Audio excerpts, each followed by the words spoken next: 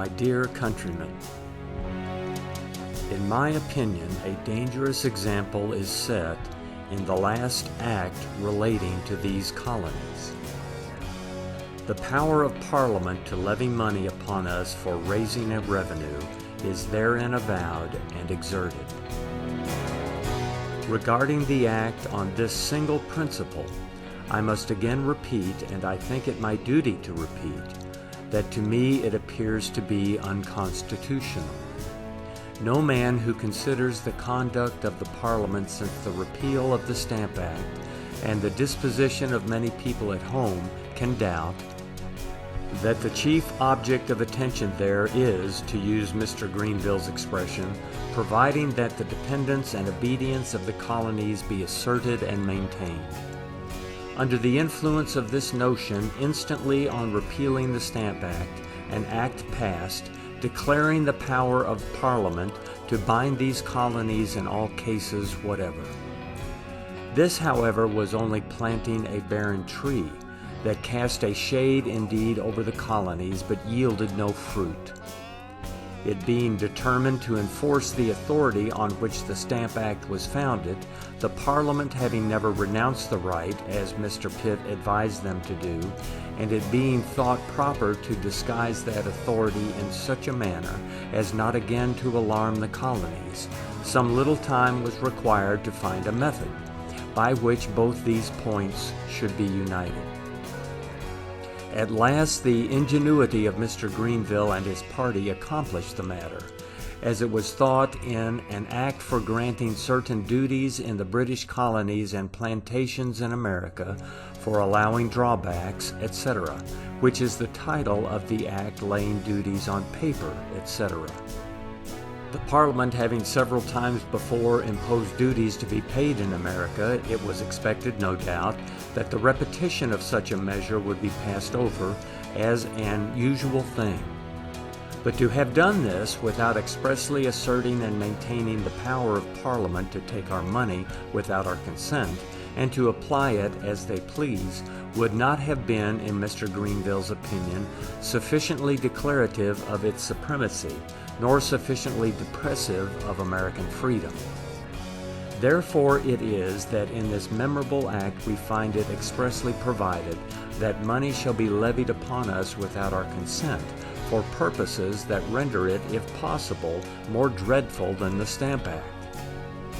That act, alarming as it was, declared the money thereby to be raised should be applied towards defraying the expenses of defending, protecting, and securing the British colonies and the plantations in America.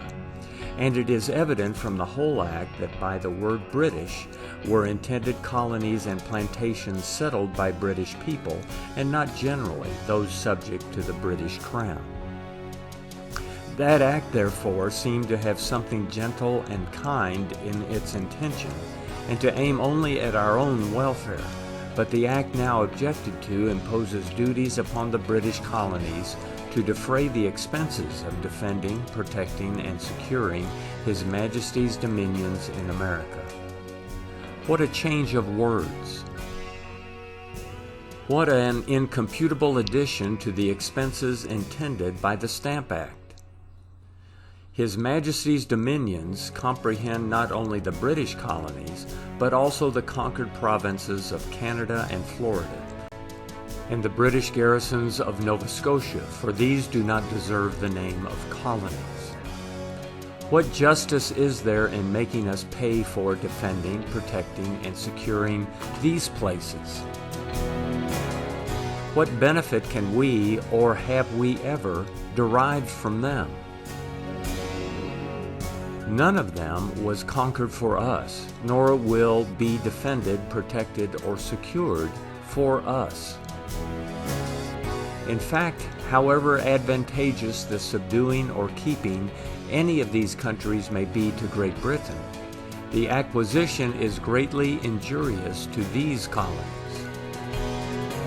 Our chief property consists in lands. These would have been of much greater value if such prodigious additions had not been made to the British territories on this continent. The natural increase of our own people, if confined within the colonies, would have raised the value still higher and higher every 15 or 20 years. Besides, we should have lived more compactly together and have been therefore more able to resist any enemy. But now the inhabitants will be thinly scattered over an immense region, as those who want settlements will choose to make new ones rather than pay great prices for old ones. These are the consequences to the colonies of the hearty assistance they gave to Great Britain in the late war, a war undertaken solely for own benefit. The objects of it were the securing to herself the rich tracts of land on the back of these colonies with the Indian trade, and Nova Scotia with the fishery. These and much more has that kingdom gained, but the inferior animals that hunted with the lion have been amply rewarded for all the sweat and blood their loyalty cost them, by the honor of having sweated and bled in such company. I will not go so far as to say that Canada and Nova Scotia are curbs on New England, the chain of forts through the backwoods on the middle provinces, and Florida on the rest. But I will venture to say that if the products of Canada, Nova Scotia, and Florida deserve any consideration, the two first of them are only rivals of our northern colonies, and the other of our southern. It has been said that without the conquest of these countries, the colonies could not have been protected, defended, and secured. If that is true, it may with as much propriety be said that Great Britain could not have been defended, protected, and secured without that conquest, for the colonies are parts of her empire, which it as much concerns her as them to keep out of the hands of any other power. But these colonies, when they were much weaker, defended themselves before this conquest was made, and could again do it against any that might properly be called their enemies. If France and Spain indeed should attack them as members of the British Empire, perhaps they might be distressed, but it would be in a British quarrel. The largest account I have seen of the number of people in Canada does not make them exceed 90,000. Florida can hardly be said to have any inhabitants. It is computed that there are in our colonies 3 million. Our force, therefore, must increase with a disproportion to the growth of their strength that would render us very safe. This being the state of the case, I cannot think it just that these colonies, laboring under so many misfortunes, should be loaded with taxes to maintain countries not only not useful, but hurtful to them. The support of Canada and Florida cost yearly, it is said, £500,000 sterling. From hence we may make some guess of the load that is to be laid upon us. For we are not only to defend, protect, and secure them, but also to make an adequate provision for defraying the charge of the administration of justice and the support of civil government in such provinces where it shall be found necessary. Not one of the provinces of Canada, Nova Scotia, or Florida has ever defrayed these expenses within itself. And if the duties imposed by the last statute are collected, all of them together, according to the best information I can get, will not pay 1/4 as much as Pennsylvania alone. So that the British colonies are to be drained of the rewards of their labor, to cherish the scorching sands of Florida, and the icy rocks of Canada and Nova Scotia, which never will return to us 1 farthing that we send to them. Great Britain, I mean the ministry in Great Britain, has cantoned Canada and Florida out into 5 or 6 governments, and may form as many more. There now are 14 or 15 regiments on this continent, and there soon may be as many more. To make an adequate provision for all these expenses is, no doubt, to be the inheritance of the colonies. Can any man believe that the duties upon paper, etc., are the last that will be laid for these purposes?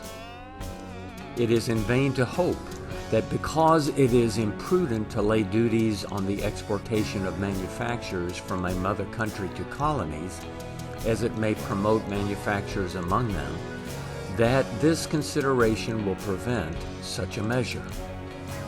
Ambitious, artful men have made it popular, and whatever injustice or destruction will attend it in the opinion of the colonists, at home it will be thought just and salutary.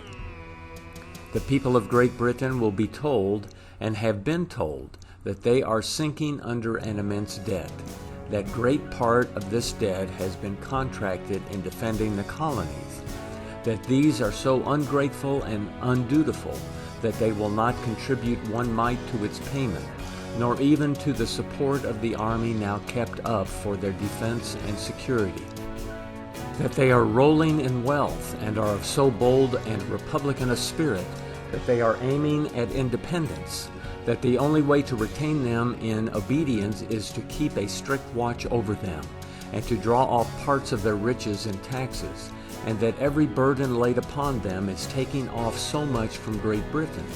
These assertions will be generally believed, and the people will be persuaded that they cannot be too angry with their colonies, as that anger will be profitable to themselves.